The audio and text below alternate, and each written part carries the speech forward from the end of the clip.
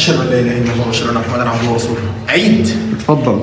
يقول النبي عليه الصلاة والسلام: من قال بعد كل وضوء أشهد أن لا إله إلا الله وأشهد أن محمدا عبده ورسوله، وزيد في بعض الروايات: اللهم اجعلني من التوابين واجعلني من المتطهرين، فتحت له أبواب الجنة الثمانية يدخل من أيها شاء.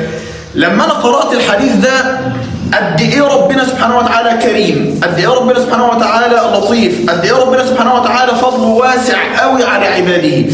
دعاء مكون من الشهادتين إذا حافظنا عليه وقلنا بعد كل وضوء تفتح لنا أبواب الجنة الثمانية، وناس كتير قوي بتتغاضى عنه وبتنساه. إيه هو الدعاء ده تاني؟